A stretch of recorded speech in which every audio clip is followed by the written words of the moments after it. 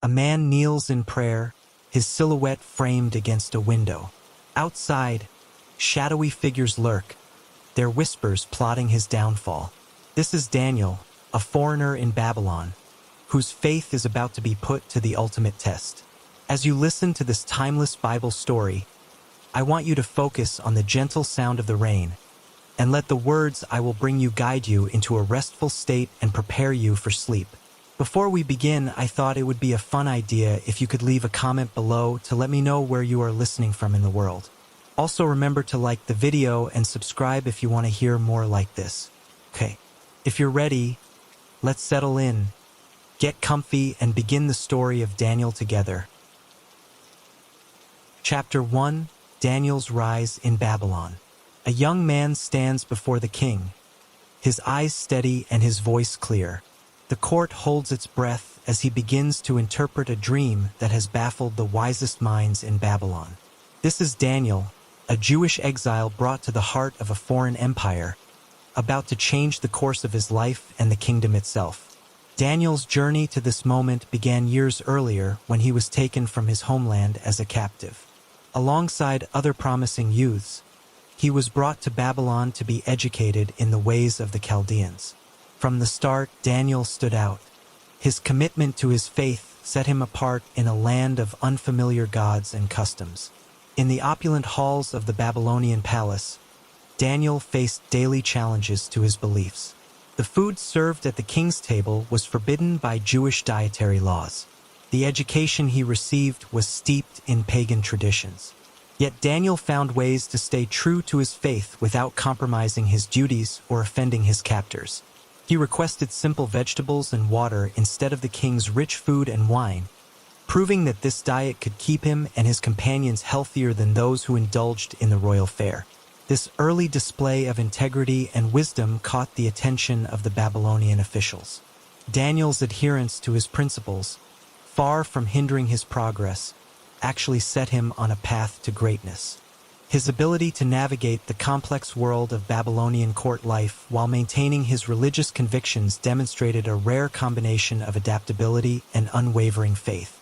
As Daniel continued his education, his exceptional abilities became increasingly apparent.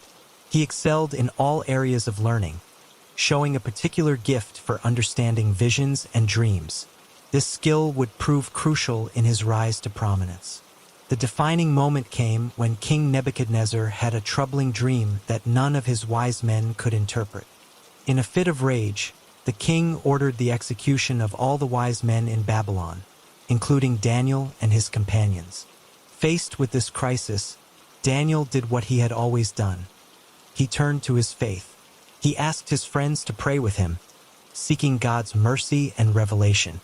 That night, the mystery was revealed to Daniel in a vision. With gratitude and humility, he approached the king, making it clear that his ability came not from his own wisdom, but from the God he served. Daniel then proceeded to recount and interpret the king's dream with astounding accuracy. Nebuchadnezzar was amazed. Here was a young man who could do what none of his experienced advisors could. The king's reaction was swift and dramatic. He fell to the ground before Daniel, paying him honor, and declared, "Truly, your God is God of gods and Lord of kings, and a revealer of mysteries, for you have been able to reveal this mystery." In that moment, Daniel's status in the Babylonian court was transformed. The king promoted him to be ruler over the entire province of Babylon and chief prefect over all the wise men. Daniel, the foreign captive, now held one of the highest positions in the empire. This rapid ascent brought new challenges. Daniel now had to balance his duties to the king with his devotion to God. He was responsible for administering a vast province and overseeing the very wise men who had failed to interpret the king's dream. The political landscape of Babylon was treacherous, filled with ambition and intrigue. Daniel had to navigate these waters carefully, maintaining his integrity while fulfilling his new responsibilities. Despite his elevated status, Daniel never forgot the source of his wisdom and success. He continued his practice of praying 3 times a day, facing towards Jerusalem. This habit, which had sustained him as a captive, now became a visible symbol of his ongoing commitment to his faith, even as he served a pagan king. Daniel's position also allowed him to advocate for his fellow exiles. He used his influence wisely, ensuring fair treatment for the Jewish community in Babylon. His success showed that it was possible to serve faithfully in a foreign government without compromising one's beliefs. As the years passed, Daniel's reputation for wisdom and integrity only grew. He became known not just for his ability to interpret dreams, but for his sound advice and just administration. Kings came and went, but Daniel remained a constant presence in the court, his faith unshaken by the shifting political tides. One particular incident highlighted Daniel's unwavering devotion. When King Darius took over the Babylonian Empire, he too recognized Daniel's exceptional qualities and planned to appoint him over the entire kingdom. This prospect, however, filled the other officials with envy and resentment. They began to search for any fault in Daniel's character or work that they could use against him. Their efforts proved futile. Daniel's conduct was beyond reproach, his work impeccable. The officials were forced to admit, "We shall not find any ground for complaint against this Daniel unless we find it in connection with the law of his God." This realization would lead them to devise a sinister plan, setting the stage for Daniel's greatest test of faith. Throughout his rise to power, Daniel never lost sight of who he was and where he came from. He remained deeply connected to his people and their suffering. When he learned from the scriptures that the time of exile was nearing its end, he turned to God in prayer and fasting, interceding for his people. This act of devotion, even in his position of comfort and authority, demonstrated that Daniel's heart remained true to his God and his people. Daniel's story of rise and success in Babylon is remarkable not just for his achievements, but for how he achieved them. In a foreign land, surrounded by unfamiliar customs and beliefs, he found a way to serve faithfully without compromising his convictions. His wisdom and integrity not only preserved him but elevated him to a position where he could make a difference for his people and bear witness to his faith before kings. The intersection of Daniel's faith and his position in the Babylonian court created a unique platform. He was able to demonstrate the power and wisdom of his God to the highest authorities in the land. Through Daniel, the Babylonian rulers encountered a faith that was not tied to rituals or statues, but to a living God who revealed mysteries and directed the course of history. As Daniel's influence grew, so did the curiosity about his God. His consistent lifestyle, marked by prayer and integrity, raised questions among those who observed him. How could this foreigner navigate the treacherous waters of Babylonian politics with such wisdom and success?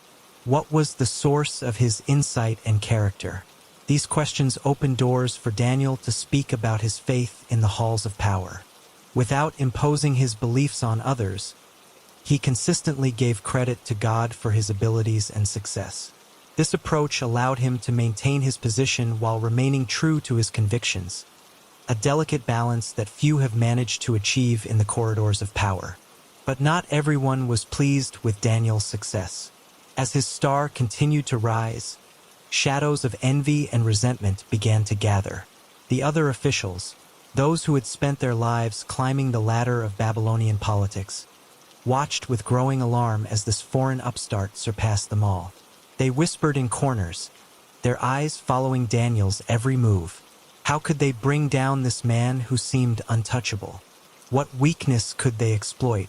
Little did they know that in targeting Daniel's greatest strength, his faith, they would set in motion events that would shake the very foundations of the empire. As the sun sets on another day in Babylon, Daniel kneels by his window, his prayers rising to the God who has sustained him through captivity and elevation. Unbeknownst to him, eyes are watching, minds are plotting, and the stage is being set for a confrontation that will test his faith like never before. The lions are waiting, and Daniel's greatest challenge is yet to come. Chapter 2: Jealousy Breeds Conspiracy. In the cutthroat world of Babylonian politics, Daniel's rise has not gone unnoticed. How do you bring down a man whose conduct is beyond reproach? The answer lies in turning his greatest strength into his ultimate vulnerability. The grand halls of the Babylonian palace, once filled with whispers of admiration for Daniel's wisdom, now echo with murmurs of discontent. A group of high-ranking officials gathers in a secluded corner, their faces etched with lines of worry and resentment. These men, who have spent years climbing the political ladder, find themselves overshadowed by a foreigner who seems to have the king's ear at every turn. At the center of their discussion is Arioch, the captain of the king's guard.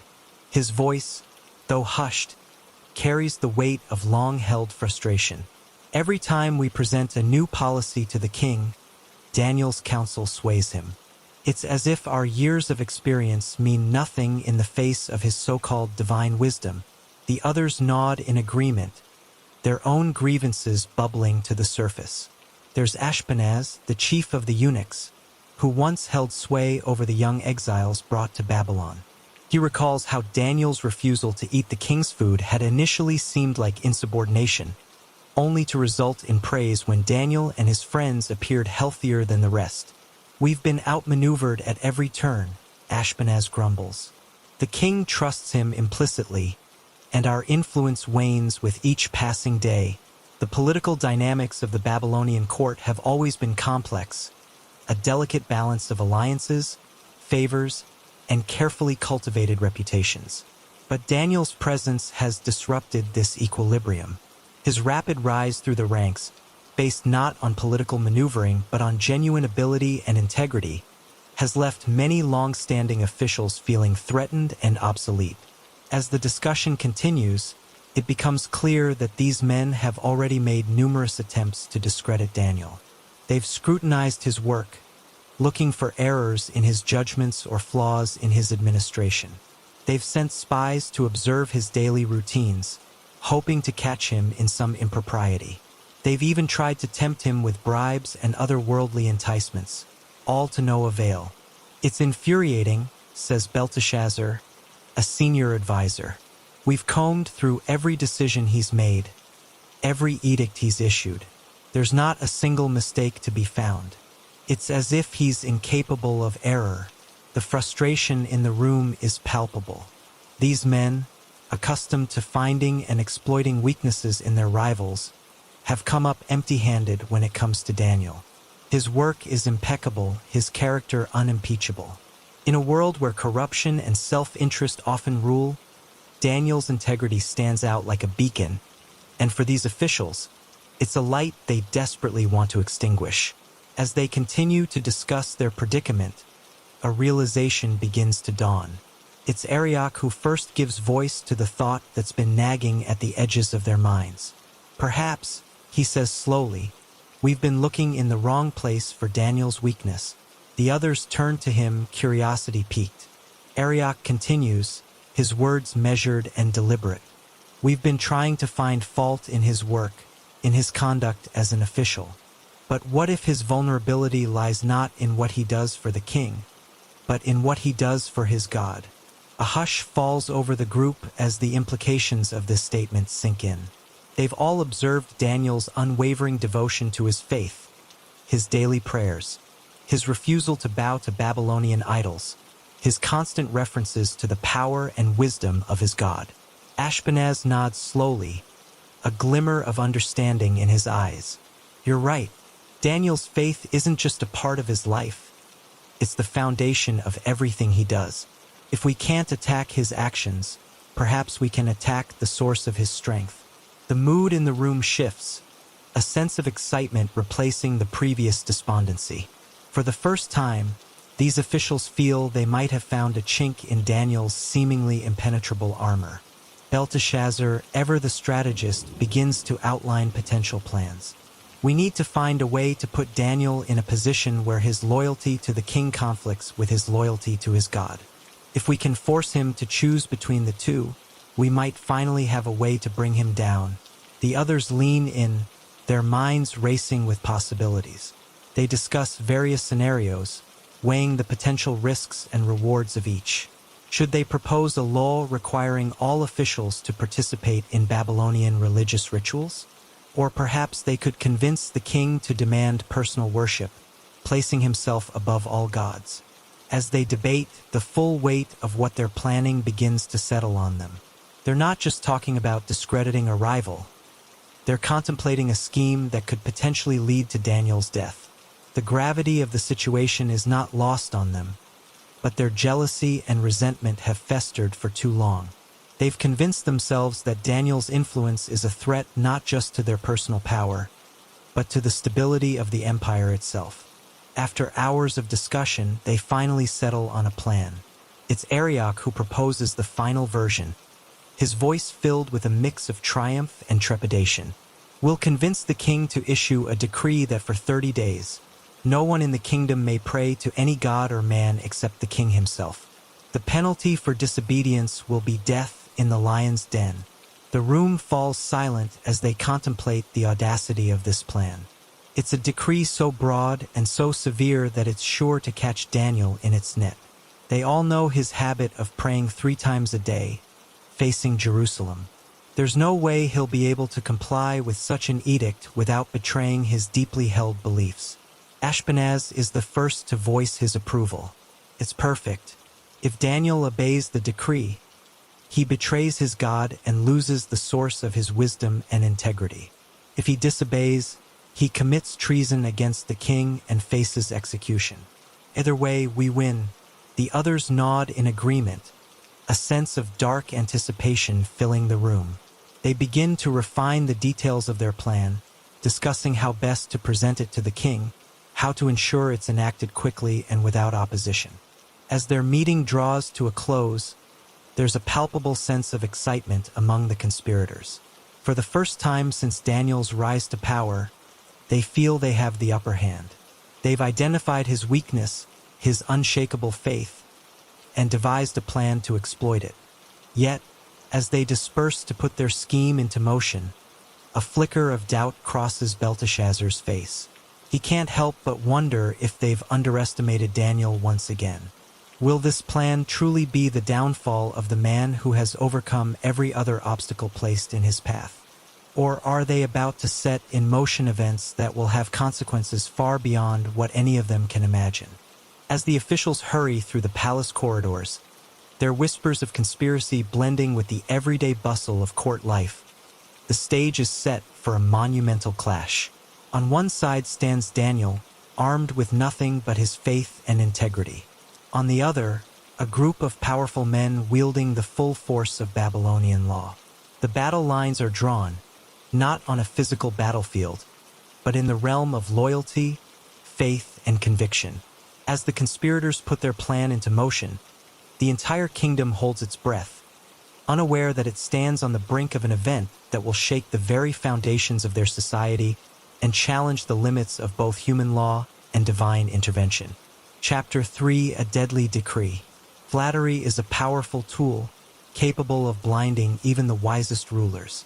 As King Darius puts his seal to a new law, he fails to see the trap closing around his most trusted advisor. What happens when a monarch's vanity collides with a man's unshakable faith? The morning sun casts long shadows across the polished floors of the royal palace as a group of officials makes their way to the king's chambers. Their faces are carefully composed, masking the anticipation that threatens to betray their true intentions. At their head walks Arioch, captain of the king's guard, his posture rigid with determination. As they enter the throne room, King Darius looks up from the scroll he's been studying. He raises an eyebrow at the unexpected delegation, curiosity evident in his expression. "What brings you all here so early?" he inquires, setting aside his work. Arioch steps forward, bowing low before addressing the king. "Your Majesty, we come bearing a proposal that we believe will greatly strengthen your reign and unite the kingdom under your divine authority." The king leans forward, intrigued. "Go on," he encourages, gesturing for Arioch to continue. With practiced eloquence, Arioch outlines their carefully crafted plan. "Great king, your wisdom and power are unmatched throughout the empire. We believe it is time for all your subjects to recognize this truth in a tangible way. We propose a decree that for 30 days, no one in the kingdom may pray to any god or man except you, O king. Darius listens, his expression a mixture of surprise and growing interest. The idea appeals to his sense of grandeur, stroking his ego in a way that makes him receptive to the proposal despite its audacity. Arioch continues, his voice smooth and persuasive. This decree would affirm your supreme authority, O king. It would root out any potential disloyalty and ensure that all eyes and hearts are turned towards you alone. The other officials nod in agreement, their chorus of approval adding weight to Arioch's words. They watch the king carefully, looking for signs that their plan is taking hold.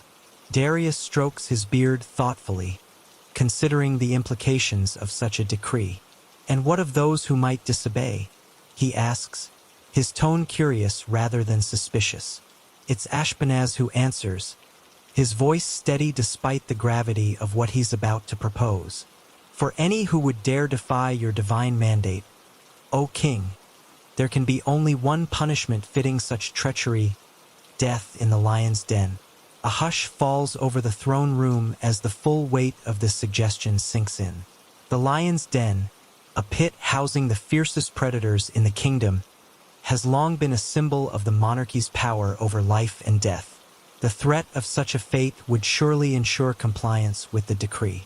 Darius nods slowly, his eyes distant as he contemplates the proposal. The officials hold their breath, knowing that everything hinges on this moment. They've played to the king's vanity and his desire for absolute loyalty. But will it be enough? After what seems an eternity, Darius speaks. Your proposal has merit, he declares, causing a ripple of carefully concealed triumph to pass through the gathered officials. Such a decree would indeed solidify my authority and root out any lingering disloyalty in the kingdom. With a gesture, he summons his scribes. Let it be written, he commands, that for 30 days, no one may pray to any god or man except me, King Darius. Any who disobey will face death in the lion's den. This is the will of the king, and it shall be done. As the scribes hurry to draft the official document, the implications of this new law begin to ripple outward. For Daniel and other religious minorities within the empire, this decree represents an existential threat to their faith and way of life. The officials exchange subtle glances of satisfaction as they watch the king's seal press into the hot wax, making the decree official. They know that Daniel, with his unwavering devotion to his God, will be unable to comply with this new law. His habit of praying 3 times a day, facing Jerusalem, is well known throughout the palace. It's only a matter of time before he's caught in violation of the decree. As news of the new law spreads through the palace and into the city beyond, reactions are mixed. Some view it as a testament to the king's power and divinity, eagerly embracing the chance to demonstrate their loyalty. Others, particularly those with strong religious convictions, feel a growing sense of unease. For the Jewish community and other religious minorities, the decree presents a horrifying choice: abandon their faith or face a gruesome death. Families gather in hushed, fearful conversations, trying to decide how to respond to this threat. Some consider going into hiding, while others debate whether they can find ways to pray in secret. The penalties for breaking the new law are severe and final. The lion's den, a pit carved into the bedrock beneath the palace, houses a pride of fierce, hungry beasts. Those condemned to this fate face not just death, but a violent and terrifying end. The thought of such a punishment is enough to make even the most devout consider compromising their beliefs. As the day progresses, tension builds throughout the city. People go about their daily tasks with an air of caution, aware that any act of prayer or devotion to a deity other than the king could be reported by watchful neighbors or overzealous officials. The atmosphere is thick with fear and uncertainty. Back in the palace, Daniel receives word of the new decree. Unlike many others, his reaction is one of calm resolve rather than panic. Those who know him well can see the quiet determination in his eyes as he processes the implications of the law. For Daniel, this decree represents a direct threat to the core of his being. His faith in God has been the guiding force of his life, sustaining him through captivity, elevation, and countless challenges. The thought of abandoning his daily prayers, of turning his back on the God who has been his strength and wisdom, is unthinkable. Yet Daniel is also keenly aware of the danger he faces. He understands the political machinations behind this decree, recognizing it as a trap designed specifically for him. He knows that his enemies will be watching, waiting for any opportunity to catch him in violation of the new law. As the sun begins to set on this momentous day, the city holds its breath, waiting to see how events will unfold. The decree has been signed and sealed, set to be enforced for the next 30 days.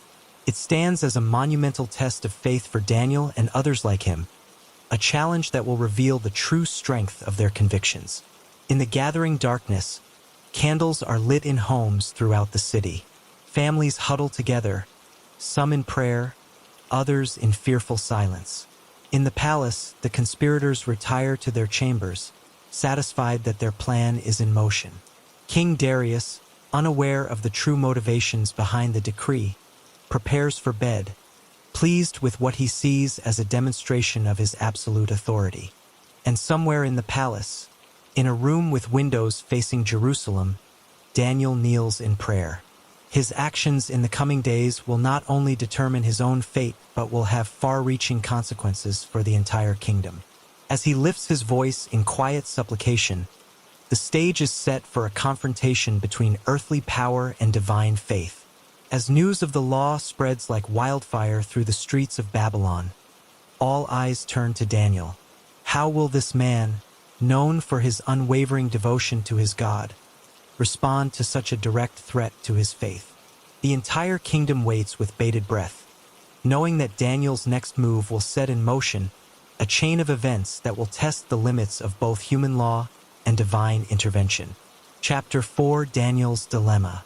Loyalty to God or obedience to the king. For Daniel, there is no middle ground. As he considers his options, a question hangs in the air. Can one man's faith withstand the crushing force of an entire empire's law? The news of King Darius's decree spreads through the palace like wildfire, reaching Daniel's ears as he prepares for his afternoon prayers. He stands by the window of his private chamber, his fingers tracing the familiar grooves in the wooden sill as he processes the implications of this new law. The sun hangs low in the sky, casting long shadows across the room and highlighting the dust motes that dance in the air. Daniel's mind races as he considers the magnitude of the situation. For 30 days, no one in the kingdom is permitted to pray to any god or man except the king. The penalty for disobedience is death in the lion's den. It's a decree designed to ensnare him, and Daniel knows it. He can almost hear the whispers of his enemies, see their satisfied smirks as they imagine him caught in their trap. For a moment, Daniel allows himself to contemplate the consequences of compliance. He could, perhaps, suspend his prayers for the prescribed period. 30 days is not an eternity, after all. He could pray silently, in the privacy of his thoughts, where no one could accuse him of disobedience. It would be the prudent choice, the safe choice. He could preserve his life and his position of influence in the court. But even as these thoughts cross his mind, Daniel feels a deep unease settling in his chest. His daily prayers are not mere habit or ritual. They are the lifeblood of his relationship with God. 3 times a day, he turns towards Jerusalem, kneeling before the open window to pour out his heart to the Lord. It's in these moments of communion that he finds strength, wisdom, and guidance. To abandon this practice, even temporarily, feels like a betrayal of everything he holds dear. Daniel's thoughts turn to his long journey from captive to counselor. He remembers the challenges he faced as a young man in a foreign land, how his faith sustained him through trials and temptations. He recalls the fiery furnace that could not consume his friends, the lion's den that had already once failed to claim his life. In every instance, it was his unwavering trust in God that saw him through. As he contemplates his options, Daniel is acutely aware of the weight of his decision. It's not just his own fate hanging in the balance, but potentially that of his people as well. As a high-ranking official and a respected figure in the Jewish community, his actions will be closely watched and widely interpreted. If he compromises now, what message would that send to those who look to him for guidance and inspiration? The sun dips lower on the horizon, painting the sky in hues of orange and pink. It's almost time for Daniel's evening prayers. He knows that eyes will be watching, waiting to see if he will bow to the king's decree or remain true to his God. The choice before him is stark. Risk everything by continuing his prayers, or compromise his deepest convictions for the sake of self-preservation. Daniel's mind wanders to the stories of his ancestors, tales of faith and courage passed down through generations.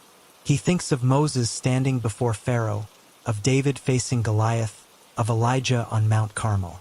Each of these heroes faced moments of crisis where they had to choose between the easy path and the right one. Their examples strengthen his resolve. As the appointed hour approaches, Daniel feels a sense of calm settling over him. The turmoil of indecision fades, replaced by a quiet certainty. He knows what he must do. With deliberate movements, he opens the windows facing Jerusalem, just as he has done countless times before. The cool evening air rushes in, carrying with it the sounds and scents of the city. Daniel kneels on the familiar prayer mat, his eyes fixed on the distant horizon where he knows the holy city lies. He takes a deep breath, centering himself in the presence of God. Then, with clear voice and open heart, he begins to pray. His words, a mixture of praise, supplication, and intercession, flow freely. He prays for wisdom and strength, for his people and for the king. He prays for those who seek his downfall, asking God to open their eyes and soften their hearts. As Daniel prays, he is acutely aware of the gravity of his actions. Each word is an act of defiance against the king's decree, a public declaration of his allegiance to a higher authority. Yet there is no hesitation in his voice, no trembling in his hands. In this moment of crisis, Daniel finds that his faith is stronger than ever. Outside Daniel's chamber, the conspirators' plan unfolds exactly as they had hoped. Word of Daniel's continued prayers spreads quickly through the palace. Guards positioned nearby watch with a mixture of awe and trepidation as the high-ranking official openly flouts the king's law. Some are moved by Daniel's courage and conviction, while others see only a man sealing his own fate. As Daniel concludes his prayers, he rises from his knees with a sense of peace. He has made his choice, come what may. He knows that his enemies will waste no time in reporting his actions to the king. The lion's den looms as a very real possibility, but Daniel refuses to let fear dictate his actions. He has placed his trust in God, believing that whatever the outcome, it will serve a greater purpose. The next morning dawns bright and clear, but an undercurrent of tension runs through the palace. Daniel goes about his duties as usual, his calm demeanor a stark contrast to the nervous energy surrounding him. He can feel the weight of expectant gazes, hear the hushed conversations that fall silent as he passes. Everyone is waiting to see how the drama will unfold. As midday approaches, Daniel returns to his chambers for his customary prayers. Once again, he opens the windows facing Jerusalem, kneels, and lifts his voice in prayer. This time, he's acutely aware of the crowd gathering outside his door. He can hear the shuffle of feet, the murmur of voices. Among them are the officials who crafted this trap, eager to witness the fruits of their scheme. Daniel's prayers are interrupted by a loud knock at the door. A group of palace guards enters, their faces a mixture of reluctance and determination. Daniel, the lead guard, announces, his voice heavy with regret, "You are summoned to appear before the king immediately." As Daniel is led through the palace corridors, a sense of anticipation builds. The trap has been sprung, and now the consequences of his choice will play out before the entire court. Yet even in this moment, facing an uncertain fate, Daniel's steps are steady, his expression serene. He has remained true to his convictions, and whatever comes next, he will face it with the same unwavering faith that has guided him thus far. The doors to the throne room loom before him, and as they swing open, Daniel steps forward to meet his destiny. The stage is set for a confrontation that will test not only Daniel's faith, but the very foundations of power in the Babylonian Empire. As he approaches the king's throne, Daniel knows that his actions have set in motion events that will resonate far beyond his own life, potentially changing the course of history for his people and the kingdom he serves. In the tense atmosphere of the throne room, with all eyes upon him, Daniel stands firm in his decision. He has chosen faith over fear, devotion over self-preservation. As the accusations begin to fly and the king's face darkens with the realization of the trap he's stumbled into, Daniel remains a picture of calm resolve. The lions may await, but Daniel's trust is in a power far greater than any earthly authority. His dilemma has become a defining moment, not just for him, but for all who witness the power of unshakable faith in the face of seemingly insurmountable odds. Chapter 5. Caught in the act. The trap is set, but who truly holds the power in this high-stakes game of faith and politics? As we peer behind the curtain of Babylon's court intrigue, we'll discover how a single act of devotion can unravel the best-laid plans of kings and conspirators alike. The sun had barely risen over the gilded spires of Babylon when a group of officials gathered in the shadows near Daniel's quarters. Their eyes gleamed with anticipation as they waited for the moment they had so carefully orchestrated. Among them stood Arioch, the captain of the king's guard, his hand resting nervously on the hilt of his sword. As the morning light grew stronger, the sound of movement from within Daniel's chambers caught their attention. They pressed closer to the wall, straining to hear every sound. The soft creak of a window being opened reached their ears, followed by the rustle of fabric as someone knelt. Arioch motioned for silence as Daniel's voice, clear and unwavering, began to fill the air. The words of his prayer, spoken in his native Hebrew, were incomprehensible to most of the eavesdroppers. Yet the mere act of prayer, directed to any being other than King Darius, was all the evidence they needed. For several minutes, they listened as Daniel communed with his God, his voice rising and falling in cadence with his devotion. When at last silence fell, the officials exchanged triumphant glances. Their plan had worked perfectly. Daniel, true to his faith, had walked straight into their trap. Without a word, the group dispersed, their sandaled feet carrying them swiftly through the palace corridors. Their destination, the king's chambers. The news they carried would set in motion events that would shake the very foundations of the empire. Arioch, as the highest ranking among them, took the lead as they approached the ornate doors of the royal quarters. The guards, recognizing his authority, stepped aside without question. With a deep breath to steady himself, Arioch knocked firmly on the door. "Enter," came the muffled voice of King Darius from within. The officials filed into the room, bowing low before their monarch. King Darius, already dressed in his royal robes, regarded them with a mixture of curiosity and mild annoyance at the early intrusion. "What brings you here at this hour?" the king inquired, his brow furrowed. Arioch stepped forward, his voice carefully modulated to convey both respect and urgency. "Your Majesty, we come bearing grave news. It pains us to report that one of your most trusted advisors has been caught in open defiance of your royal decree."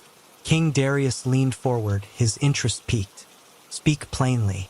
Who dares to disobey my command?"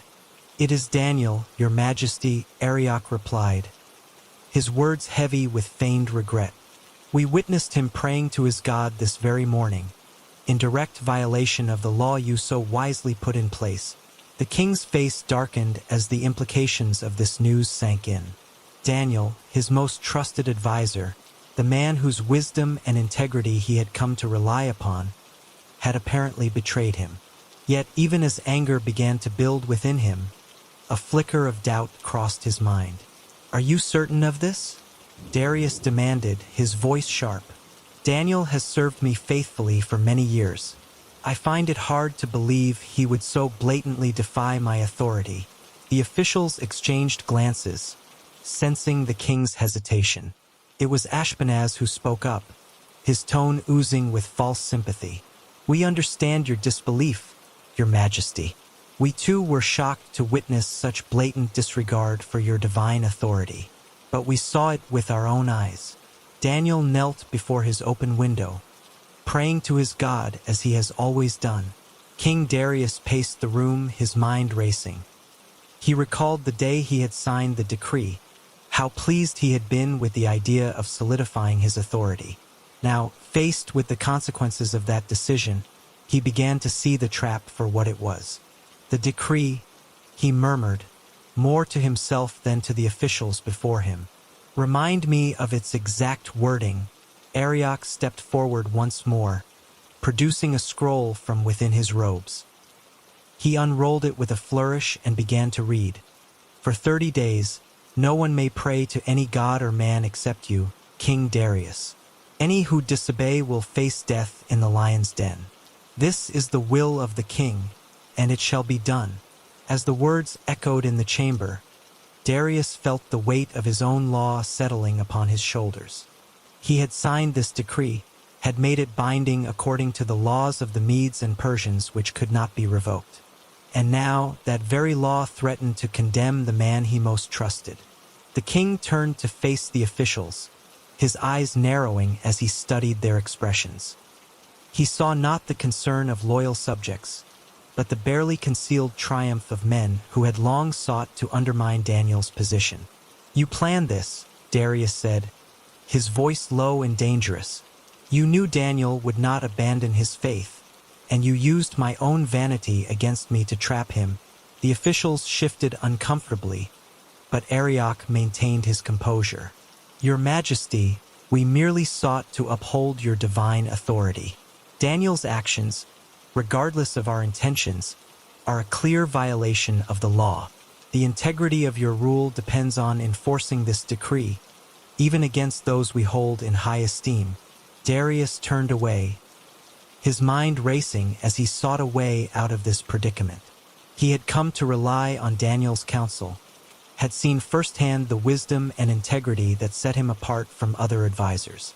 The thought of condemning him to death over a matter of prayer seemed not just unjust, but foolish. Yet the king knew the power of law in his empire. To revoke or ignore his own decree would undermine his authority far more than Daniel's prayers ever could. The officials before him, though their motives were suspect, spoke the truth about the need for consistent enforcement. As the sun climbed higher in the sky, painting the palace in hues of gold, King Darius found himself trapped by his own words. He had set in motion events he could not control, and now the consequences threatened to rob him of his most valuable advisor. "Bring Daniel before me," Darius commanded, his voice heavy with reluctance. The officials bowed and hurried to carry out his order, their faces barely concealing their satisfaction. They had achieved their goal. Daniel would face the king's judgment, and they would finally be rid of the man who had long overshadowed them. As they waited for Daniel to be brought to the throne room, Darius sank onto his throne, his head in his hands. He cursed his own vanity for agreeing to such a decree, and he cursed the cleverness of those who had manipulated him into this position. When at last the doors opened and Daniel was let in, Darius looked up, searching his advisor's face for any sign of fear or regret. But Daniel stood tall, his expression serene despite the gravity of his situation. "Daniel," the king began, his voice thick with emotion, "is it true that you have disobeyed my decree? That you continue to pray to your God despite the law I have put in place?" Daniel met the king's gaze steadily. "It is true, Your Majesty. I have and will continue to pray to my God, as I have done all my life." Darius leaned forward, his voice dropping to a near whisper. "Why, Daniel? Why would you risk everything, your position, your very life, for this?" "Because my faith is not a matter of convenience, Your Majesty," Daniel replied, his voice calm but firm. "It is the foundation of who I am, the source of the wisdom and integrity you have come to value in me.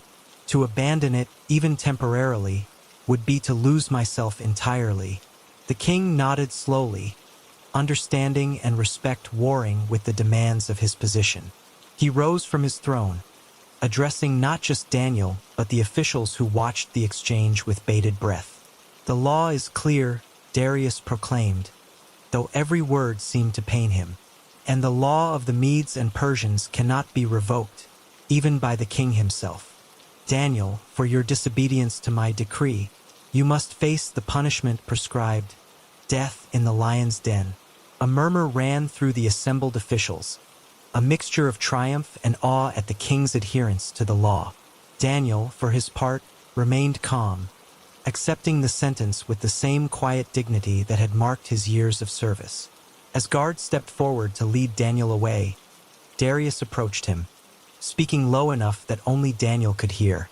"Your God, whom you serve so faithfully, may he deliver you." With these words, the king turned away, unable to watch as Daniel was led from the throne room. The officials, their goal achieved, began to disperse, already whispering among themselves about how they would divide Daniel's responsibilities. But as night fell over Babylon, casting long shadows across the palace grounds, it became clear that this was far from over. Daniel, facing his greatest test of faith, was being led to the lion's den. And King Darius, trapped by his own decree, found himself hoping against hope for a miracle that could save the man he had been forced to condemn.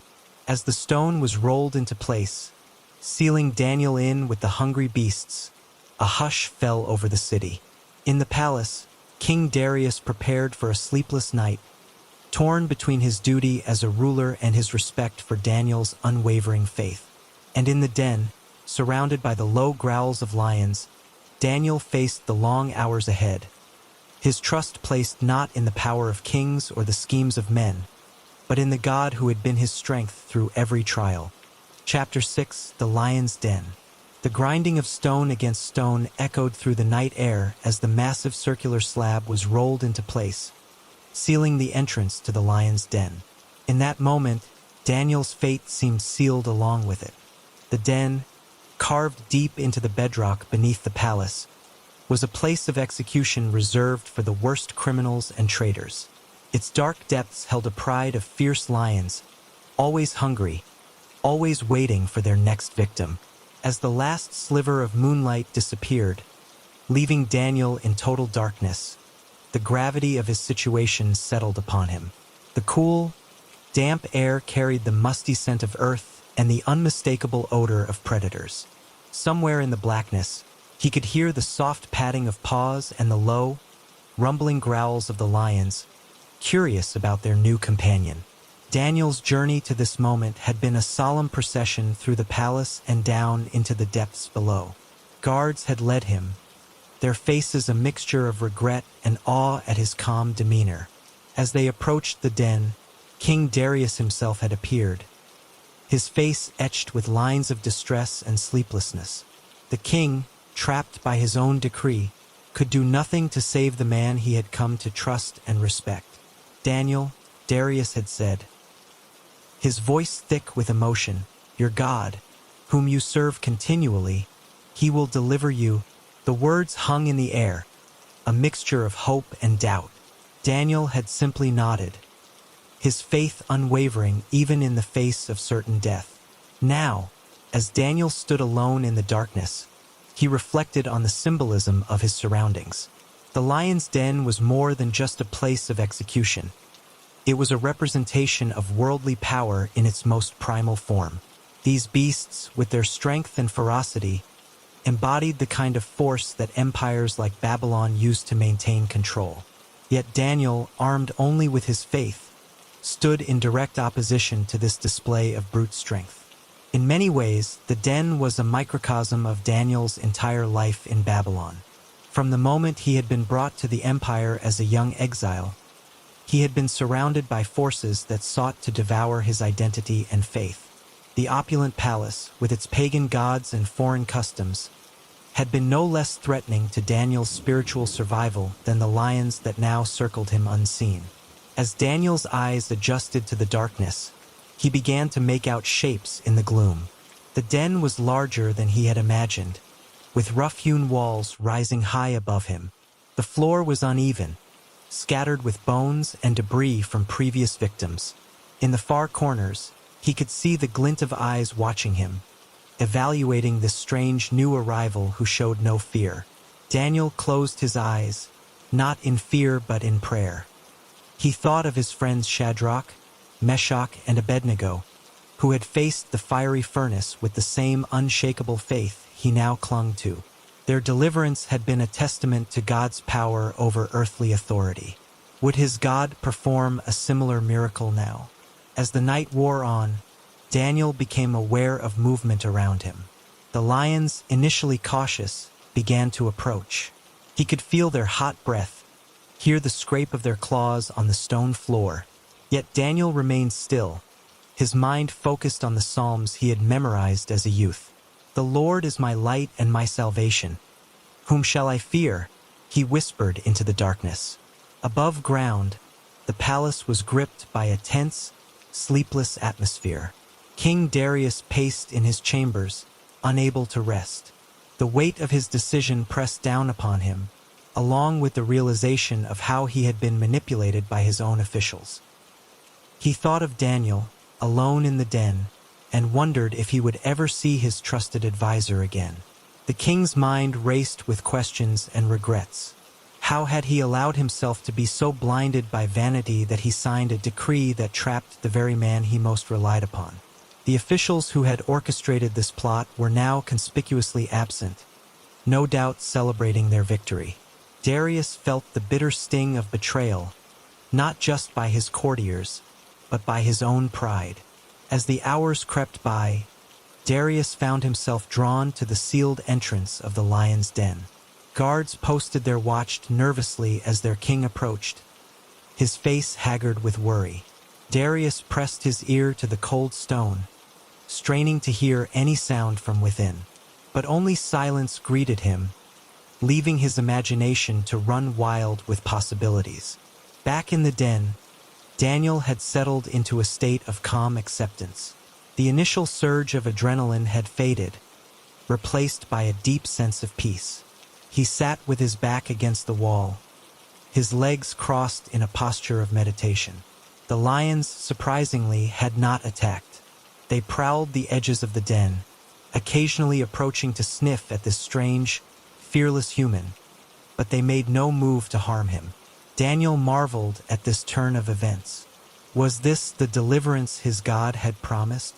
Not a dramatic rescue, but a subtle demonstration of divine authority over creation? He remembered the stories of Daniel, able to shut the mouths of lions, and felt a profound connection to his namesake. As the night wore on, Daniel found himself reflecting on his life's journey. From a young exile torn from his homeland to a respected advisor in the court of Babylon, he had faced numerous challenges to his faith. Each trial had only served to strengthen his conviction, preparing him for this ultimate test. Now, surrounded by deadly predators, he felt closer to God than ever before. The darkness that had initially seemed oppressive now felt like a cocoon, sheltering Daniel in an intimate communion with his Creator. He prayed not just for himself, but for King Darius, for the officials who had plotted against him, and for his people still living in exile. In the depth of the lion's den, Daniel found a strange kind of freedom, a space where earthly concerns fell away and only his relationship with God remained. Outside the den, the palace began to stir with the first light of dawn. King Darius, who had not slept at all, was the first to approach the sealed entrance. His face was drawn with anxiety as he called out, his voice echoing in the early morning stillness. "Daniel, servant of the living God, has your God, whom you serve continually, been able to deliver you from the lions?" The assembled courtiers and guards held their breath, straining to hear any response from within the den. For a moment, silence reigned, and Darius felt his heart sink. Then, Faintly at first but growing stronger, a voice replied from within the sealed chamber. "O king, live forever. My God sent his angel and shut the lions' mouths, and they have not harmed me, because I was found blameless before him. And also before you, O king, I have done no harm." A collective gasp went up from the gathered crowd. Darius's face transformed from anguish to joy in an instant. He immediately ordered the stone to be rolled away, his voice ringing with authority that had been absent the day before. As the entrance was cleared and the first rays of sunlight penetrated the gloom of the den, Daniel emerged, blinking in the brightness but otherwise unharmed. The king rushed forward, embracing his advisor with tears in his eyes. The lions, visible now in the den behind Daniel, lay docile and calm, as if they had been nothing more than large house cats. The miracle of Daniel's survival spread quickly through the palace and into the city beyond. It was seen as a clear sign of divine intervention, a testament to the power of Daniel's God over even the fiercest earthly powers. King Darius, moved by this display of divine authority, began to reevaluate his own position and the nature of true power. As Daniel stepped out of the lion's den and into the light of a new day, he carried with him not just his life, but a profound experience of God's faithfulness. The night in the den had been more than a test of survival.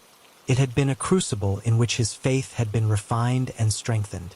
The palace buzzed with excitement and speculation about what would happen next. Daniel's enemies, who had been so sure of their victory, now found themselves facing an uncertain future. The king, whose eyes had been opened to the manipulation he had endured, was preparing to address his court and his kingdom. As Daniel was led away to be tended to by the palace physicians, despite his protests that he was unharmed, the atmosphere in the royal complex was charged with anticipation. The events of the night had set in motion changes that would ripple through the entire empire. The lion's den, intended to be a place of death, had instead become the birthplace of a new chapter in Babylon's history. Chapter 7, A Night of Anguish. As night fell over Babylon, two very different scenes unfolded within the palace walls. Deep beneath the earth, in the lion's den, Daniel sat in eerie calm, surrounded by predators held at bay by an unseen force. Above ground, in the opulent royal chambers, King Darius paced restlessly, his mind a tumult of regret and worry. The king's footsteps echoed through the empty halls as he moved from room to room, unable to find peace. His eyes were drawn repeatedly to the window, searching the darkness as if he could somehow peer through the layers of stone to see Daniel in the den below. The weight of his decision pressed down upon him, each passing moment a reminder of his folly. Darius replayed the events of the day in his mind, seeing now with painful clarity how he had been manipulated. The flattery of his officials, their appeals to his vanity, all designed to trap the one man he trusted most. How could he have been so blind? The king's hands clenched into fists as he thought of the conspiring officials, now no doubt celebrating their victory while he grappled with the consequences of his actions. In the stillness of the night, Darius found himself drawn to the sealed entrance of the lion's den. The guards posted there shifted uncomfortably as their king approached, his face haggard with worry. Darius pressed his ear to the cold stone, straining to hear any sound from within. But only silence greeted him, leaving his imagination to run wild with possibilities. Was Daniel still alive? Had the lions shown mercy? Or had they torn him apart the moment the stone was rolled into place? The uncertainty gnawed at Darius, each moment stretching into an eternity of doubt and self-recrimination. As he stood there, hand pressed against the unyielding stone, Darius reflected on his relationship with Daniel. He thought of the wisdom and integrity that had set Daniel apart from other advisors, the calm assurance with which he had navigated the complex politics of the Babylonian court. How many times had Daniel's counsel saved him from making rash decisions? And now, when Daniel needed him most, Darius had failed him utterly. The emotional toll of the night's vigil was evident in the king's appearance. His royal robes hung disheveled, his hair unkempt from running his hands through it in frustration. The regal bearing that normally characterized his movements was replaced by a restless energy, his body unable to find repose while his mind raced. Throughout the palace, a tense atmosphere prevailed. Servants moved quietly through the halls, exchanging worried glances as they went about their duties. The usual bustle of court life was muted, as if the entire palace held its breath, waiting to see what the morning would bring. In the quarters reserved for high-ranking officials, a different kind of tension reigned. Those who had orchestrated Daniel's downfall gathered in small groups, their initial triumph now tinged with uncertainty. They had achieved their goal of removing Daniel from his position of influence, but at what cost? The king's obvious distress over the situation was cause for concern. If Daniel somehow survived the night, would the king's favor swing even more strongly in his direction? As the conspirators whispered among themselves, weighing possible outcomes and planning their next moves, they were unaware of the profound change taking place in the heart of their king. With each passing hour, Darius's regret deepened, not just for Daniel's fate, but for the kind of ruler he had allowed himself to become. He saw now how his vanity had made him vulnerable to manipulation, how his desire for adulation had blinded him to the true nature of power and leadership. In the quiet of the night, Darius found himself doing something he had never done before, praying to Daniel's God. It was a halting, unsure prayer, born of desperation rather than faith. God of Daniel, he whispered into the darkness, if you are real, if you are as powerful as Daniel believes, please protect him. Deliver him from the lions, and I will know that you are truly the living God. As dawn approached, the atmosphere in the palace grew increasingly tense. Courtiers and officials began to gather, drawn by a mixture of morbid curiosity and genuine concern. Would the king emerge from his chambers? Would there be an official announcement about Daniel's fate? The whispered conversations and speculative glances created a low hum of anxiety throughout the royal complex. Among the gathered crowd, opinions were divided. Some, who had long respected Daniel for his wisdom and integrity, held out hope for a miracle. Others, more cynical or perhaps aligned with Daniel's enemies, assumed that the lion's den had claimed another victim. A few even dared to suggest that Daniel's death might be for the best, removing a potential source of conflict and allowing the court to return to its normal rhythms. As the first rays of sunlight began to paint the eastern sky, King Darius emerged from his chambers. The assembled courtiers fell silent, taken aback by the king's disheveled appearance and the intensity burning in his eyes. Without a word, Darius strode purposefully toward the entrance to the lion's den, his entourage hurrying to keep up. The guards at the den's entrance snapped to attention as the king approached. With a gesture, Darius ordered them to begin removing the stone that sealed the entrance. As the massive slab began to move, a palpable tension filled the air. What would they find when the den was opened? A scene of carnage or a miracle? Darius stepped forward, his heart pounding in his chest. He took a deep breath, steeling himself for whatever sight might greet him. Then, in a voice that carried both hope and fear, he called out into the darkness of the den, "Daniel, servant of the living God, has your God, whom you serve continually, been able to deliver you from the lions?" The gathered crowd held its collective breath, straining to hear any response from within the den. For a moment, silence reigned, and Darius felt his heart sink. Then, faintly at first but growing stronger, a voice replied from within the sealed chamber, "O king, live forever. My God sent his angel and shut the lions' mouths, and they have not harmed me, because I was found blameless before him. And also before you, O king, I have done no harm."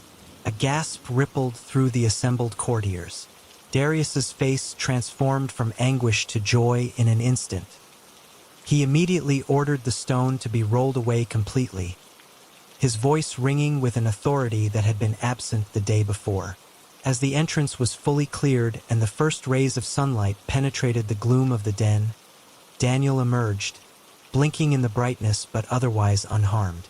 The king rushed forward, embracing his advisor with tears in his eyes. The lions, visible now in the den behind Daniel, lay docile and calm, as if they had been nothing more than large house cats. The miracle of Daniel's survival spread quickly through the palace and into the city beyond. It was seen as a clear sign of divine intervention, a testament to the power of Daniel's God over even the fiercest earthly powers. King Darius, moved by this display of divine authority, began to reevaluate his own position and the nature of true power. As Daniel was led away to be tended to by the palace physicians, despite his protests that he was unharmed, the atmosphere in the royal complex was charged with a new kind of energy. The events of the night had set in motion changes that would ripple through the entire empire. The lion's den, intended to be a place of death, had instead become the birthplace of a new chapter in Babylon's history.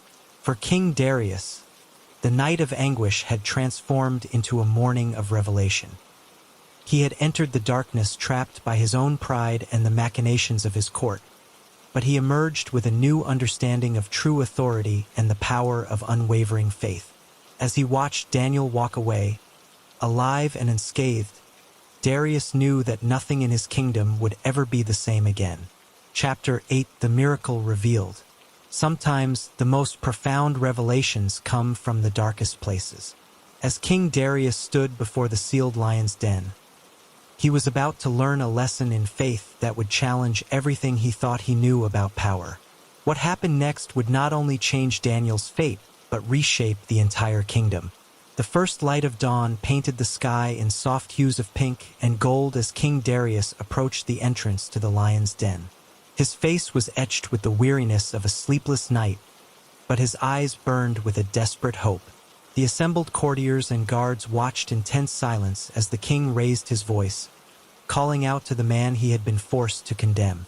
"Daniel, servant of the living God, has your God, whom you serve continually, been able to deliver you from the lions?" The words echoed in the still morning air, followed by a silence so profound it seemed to swallow even the sound of breathing. For a moment that stretched into eternity, there was no response. The king's shoulders sagged, the weight of grief and guilt threatening to overwhelm him. Then, faintly at first but growing stronger, a voice replied from within the sealed chamber. "O king, live forever. My God sent his angel and shut the lions' mouths, and they have not harmed me, because I was found blameless before him. And also before you, O king, I have done no harm." A collective gasp rippled through the crowd. Darius's face transformed from anguish to joy in an instant. He immediately ordered the stone to be rolled away, his voice ringing with an authority that had been absent the day before. As the massive slab was moved, revealing the entrance to the den, everyone present held their breath, uncertain of what they might see. Slowly, a figure emerged from the darkness. Daniel blinked in the bright morning light, his eyes adjusting after a night in the pitch-black den. He stood tall and unharmed, his clothing unmarked, without a single scratch or tear to indicate he had spent the night in a pit full of hungry lions. The king rushed forward, embracing his advisor with tears in his eyes. As they separated, Darius held Daniel at arm's length, examining him for any sign of injury. Finding none, he turned to look into the den behind Daniel. The lions, now visible in the growing light, lay docile and calm, as if they had been nothing more than large house cats.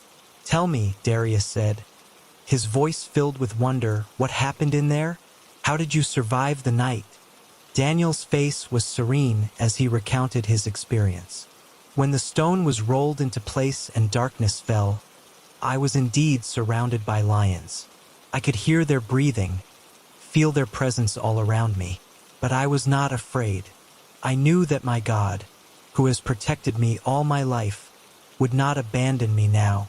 He went on to describe how he had spent the night in prayer and meditation, finding a deep sense of peace even in the midst of danger. As I prayed, I felt a presence with me in the den. It was as if a warm light filled the space, though my eyes saw only darkness. The lions, which had been restless at first, grew calm. They approached me, sniffing curiously, but made no move to attack.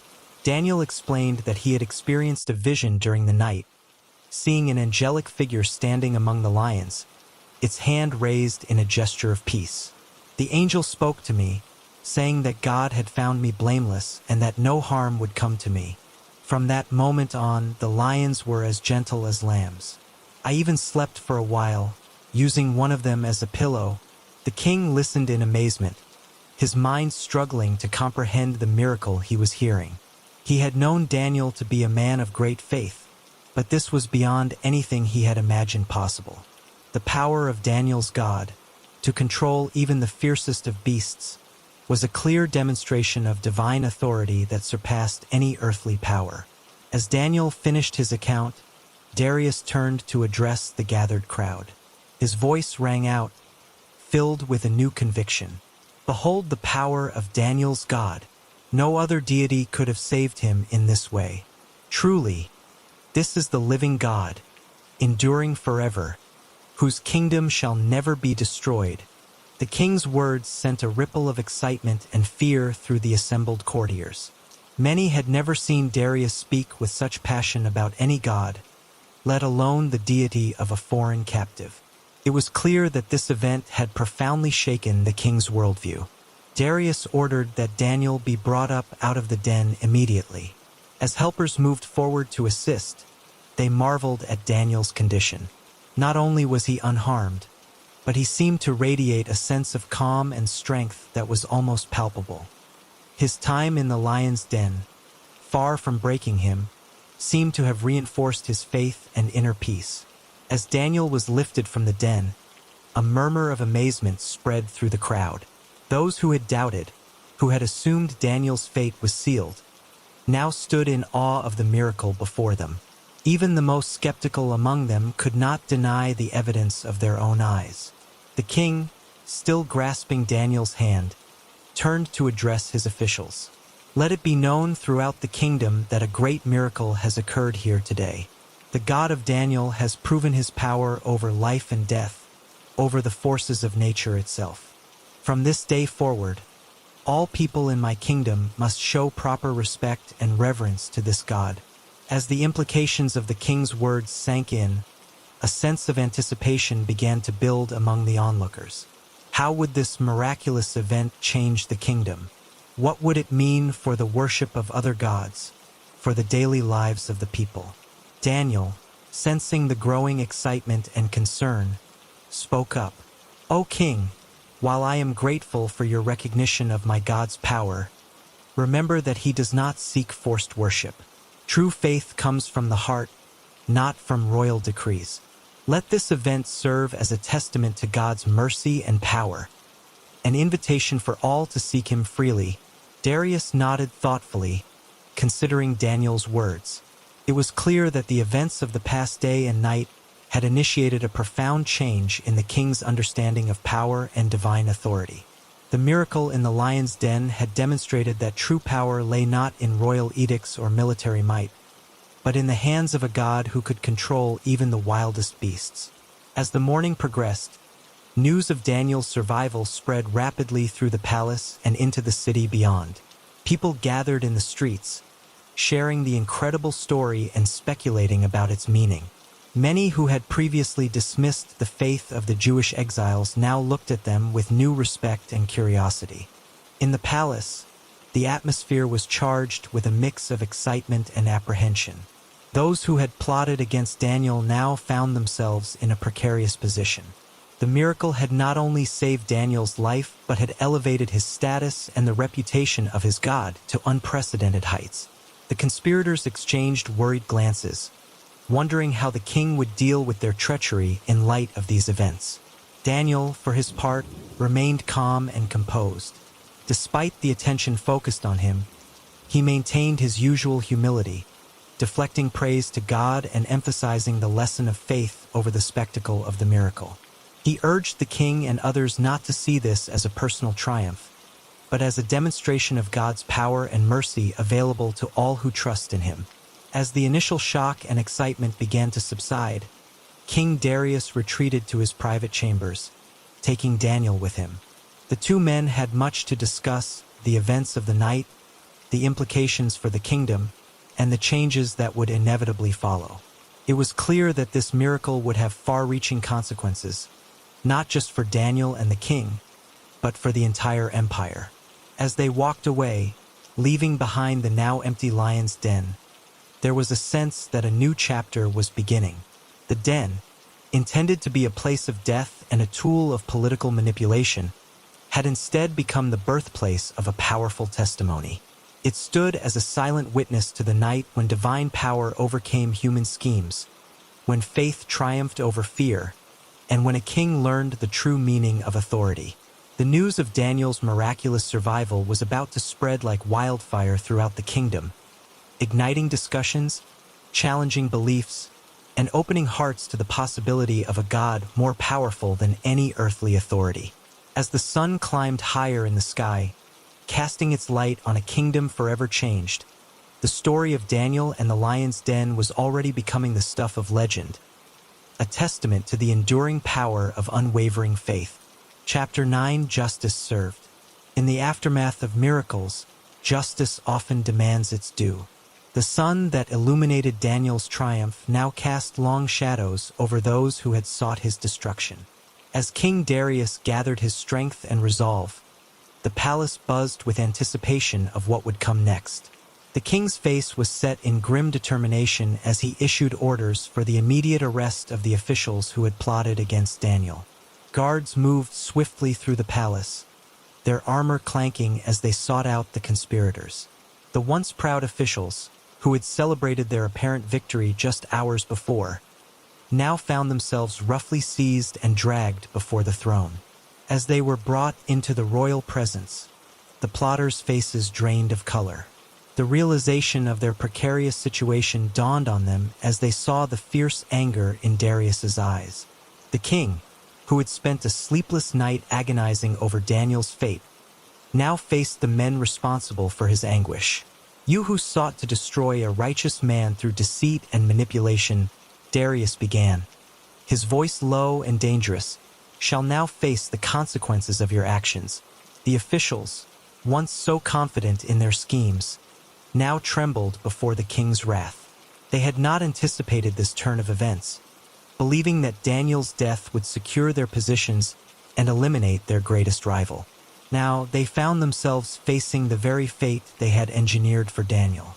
Darius continued, his words cutting through the tense silence of the throne room.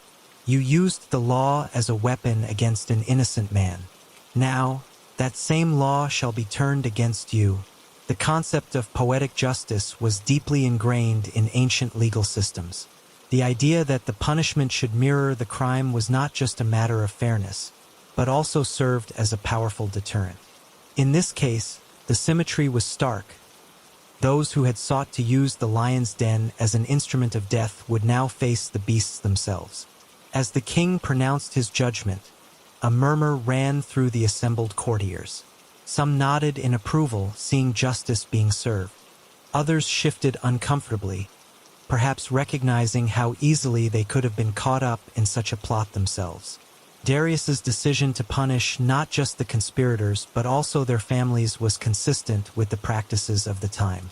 In ancient Near Eastern cultures, the concept of collective responsibility was common. The reasoning was that a man's family shared in his triumphs, so they should also share in his downfall.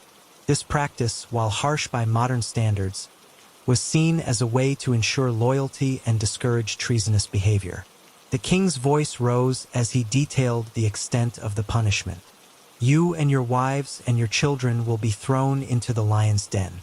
Let us see if the God who protected Daniel will show you the same mercy." The condemned men's faces contorted in horror as the full implications of the sentence sank in. They had witnessed Daniel's miraculous survival, but they harbored no illusions that they would be similarly spared. Their pleas for mercy fell on deaf ears as Darius, hardened by their betrayal, remained unmoved. As the conspirators were led away, their cries echoing through the palace halls. A sense of grim anticipation settled over the court. How would this event reshape the kingdom's laws and power structures? The swift and severe punishment of these high-ranking officials sent a clear message about the consequences of deceit and manipulation. Guards prepared the lion's den once again, this time for a very different purpose. The beasts, which had been so docile in Daniel's presence, now paced restlessly, as if sensing the impending arrival of less divinely protected prey. As the sun began to set, casting long shadows across the palace grounds, the condemned officials and their families were brought to the mouth of the den. Their terror was palpable, a stark contrast to the calm dignity Daniel had shown the day before. Some begged for mercy until the last moment, while others faced their fate with resigned silence. The stone was rolled away, and one by one, the conspirators and their families were cast into the pit. The sound of roars and screams filled the air, quickly replaced by an eerie silence. When the echoes faded, Darius ordered the den to be sealed once more. The swiftness and finality of the punishment left a deep impression on all who witnessed it. The king's actions demonstrated that no one, regardless of rank or influence, was above the law. It was a powerful reminder of the precarious nature of power in the ancient world, where fortunes could change in an instant. In the wake of these events, King Darius retreated to his private chambers to reflect on the tumultuous events of the past 2 days. He had witnessed both the depths of human treachery and the heights of divine intervention.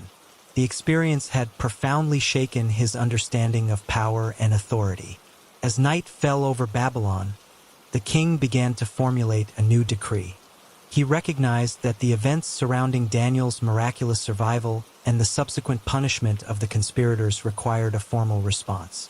This decree would not only acknowledge the power of Daniel's God, but also establish new guidelines for religious tolerance and the conduct of officials within the kingdom.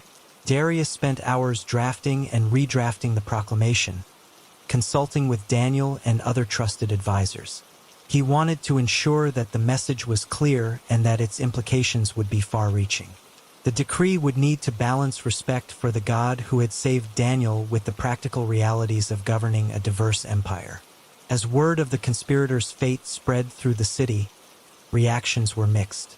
Many saw it as a just punishment for those who had abused their power and sought to manipulate the king. Others, particularly those with connections to the condemned officials, viewed it with fear and resentment. The swift and severe nature of the punishment sent shockwaves through the upper echelons of Babylonian society. In the markets and taverns of Babylon, people debated the implications of recent events. Some saw it as a vindication of the Jewish exiles and their faith, while others worried about what it might mean for the traditional Babylonian gods and customs. The story of Daniel's survival in the lion's den, embellished with each retelling, quickly became the stuff of legend. Back in the palace, Daniel found himself in an unprecedented position. His miraculous deliverance had not only saved his life but had also elevated his status to new heights. Yet, true to his character, Daniel remained humble, continually deflecting praise to the God he served. He used his increased influence to advocate for his fellow exiles and to counsel the king on matters of justice and governance. As the night wore on, King Darius finalized his decree. It would be proclaimed throughout the empire, establishing new protections for religious minorities and setting strict guidelines for the conduct of royal officials. The decree would also formally acknowledge the power and sovereignty of Daniel's God, encouraging all people in the kingdom to show proper respect and reverence. The events of the past 2 days had set in motion changes that would ripple through the entire empire. The lion's den, once a symbol of royal power and a tool of execution, had become a powerful reminder of divine intervention and the consequences of human scheming.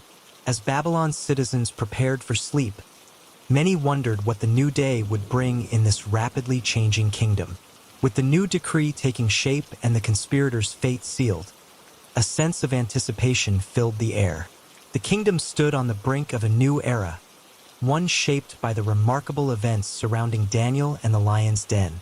As the first light of dawn approached, promising to reveal the full extent of these changes, one thing was certain: Babylon would never be the same again. Chapter 10: A Kingdom Transformed. As the sun rose over Babylon, its golden rays illuminated a city on the cusp of profound change. What would King Darius's new decree mean for the empire's future? The answer would reshape the spiritual landscape of an entire kingdom. King Darius stood on the palace balcony, overlooking the sprawling city below. The events of the past few days had shaken him to his core, challenging everything he thought he knew about power and divine authority. With a deep breath, he unrolled the scroll containing his newly crafted decree, ready to address the gathered crowd. People of Babylon, his voice rang out, clear and strong. I speak to you today as a changed man. We have witnessed a miracle in our midst, a demonstration of power beyond our understanding. Daniel, a man of unwavering faith, survived a night in the lion's den, protected by his God. The crowd murmured, the story of Daniel's survival having already spread like wildfire through the city. Darius continued, his words carefully chosen to convey the gravity of the situation. From this day forward, let it be known throughout our empire that the God of Daniel is to be honored and respected. He is the living God, enduring forever. His kingdom will not be destroyed, and his dominion will never end. The implications of this proclamation were immense. In a polytheistic society where multiple gods were worshipped and revered, the elevation of a single deity to such a prominent position was unprecedented. The king's words sent shockwaves through the assembled crowd, with reactions ranging from awe to confusion to outright fear. Darius went on to outline the practical aspects of his decree. While he stopped short of mandating the worship of Daniel's God, he established new protections for religious minorities throughout the empire. No longer would people be persecuted for their faith, as long as they also showed proper respect to the crown. As the king's words echoed through the city, their impact rippled outward. In the markets and taverns, people debated the meaning of this new decree. Some saw it as a positive step towards greater religious freedom, while others worried about the fate of their traditional gods and customs. For the Jewish exiles living in Babylon, the decree brought a mixture of joy and apprehension. While they celebrated the recognition of their God and the new protections afforded to them, some feared that this sudden elevation might lead to resentment from their Babylonian neighbors. In the temples dedicated to Babylonian gods, priests and worshippers alike grappled with the implications of the king's words. Would their deities now be considered secondary to the God of Daniel? How would this affect their rituals and offerings?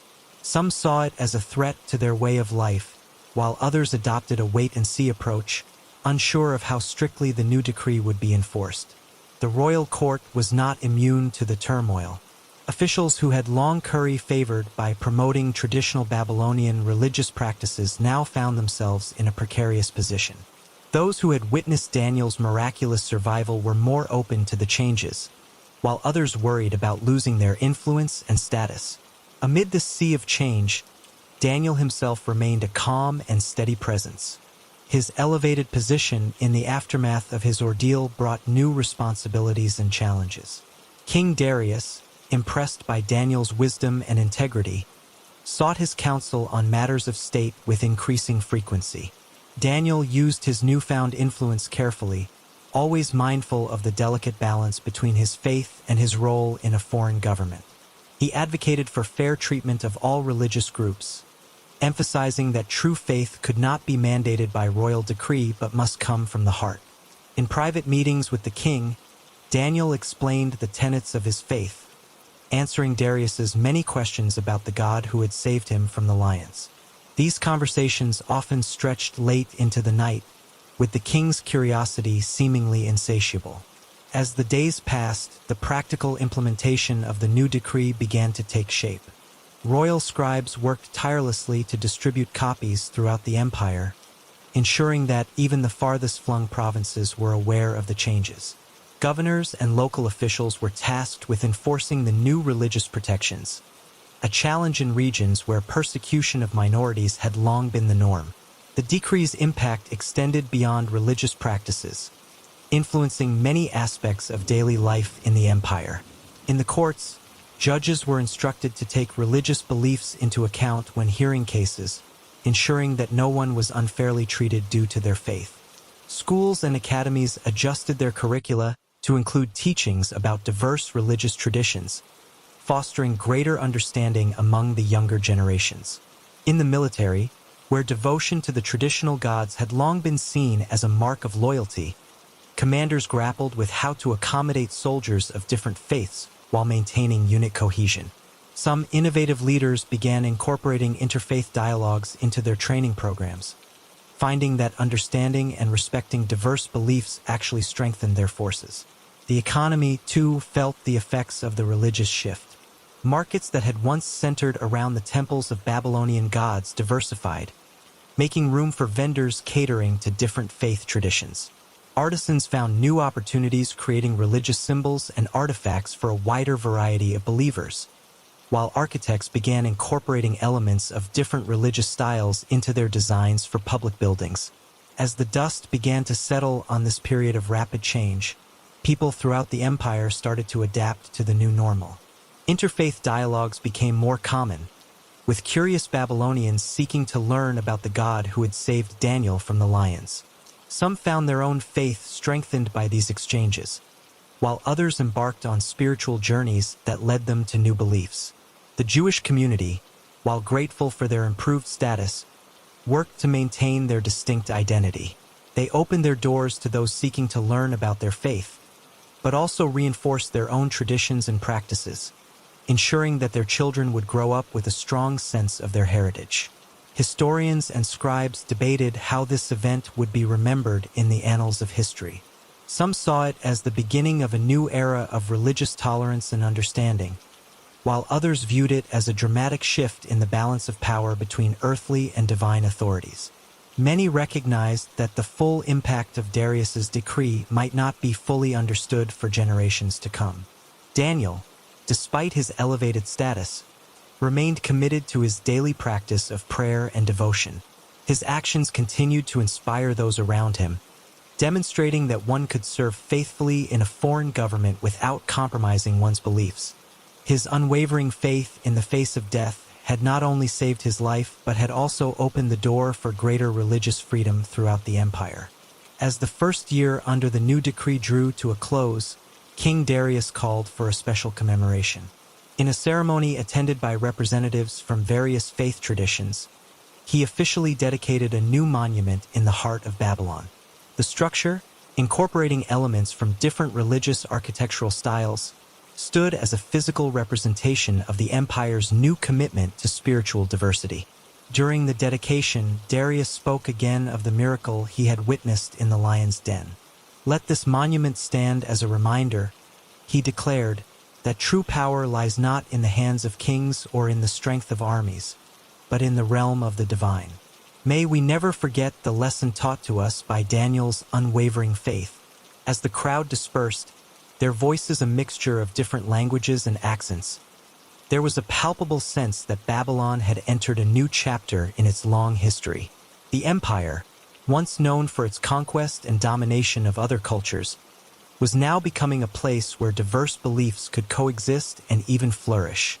The sun set on a transformed kingdom, its rays illuminating the faces of people from many different backgrounds, all navigating this new landscape of religious tolerance. As the stars began to twinkle in the darkening sky, the city settled into a peace that was different from anything it had known before, a peace born not of uniformity, but of respect for the diverse ways in which people connected with the divine. In the quiet of the evening, Daniel stood at his window, his eyes turned towards Jerusalem as always. As he began his prayers, he reflected on the incredible journey that had led to this moment. His unwavering faith had not only preserved his life but had opened the door for greater understanding and acceptance throughout the empire. As he communed with his God, Daniel felt a profound sense of gratitude for the way his individual act of devotion had blossomed into a force for change that touched countless lives. Daniel's unwavering faith in the face of mortal danger serves as a powerful example of courage and conviction. His willingness to continue praying openly, despite the king's decree, demonstrates the strength that comes from deeply held beliefs. This ancient story resonates across time, inspiring those who find their values challenged by societal pressures or unjust laws. Daniel's experience in the lion's den reminds us that standing firm in our principles, even at great personal cost, can have far-reaching impacts. His faithfulness not only preserved his own life but also transformed an entire kingdom's approach to religious freedom. For modern readers facing their own trials, Daniel's story offers hope that integrity and trust in a higher power can see us through our darkest hours. Thank you for joining us on this peaceful journey through the Bible story of Daniel. Please like this video if you enjoyed it and consider subscribing to our channel to join our community and for more videos like this. Now I wish you a peaceful and blessed sleep, and I'll see you on the next video. May God bless you.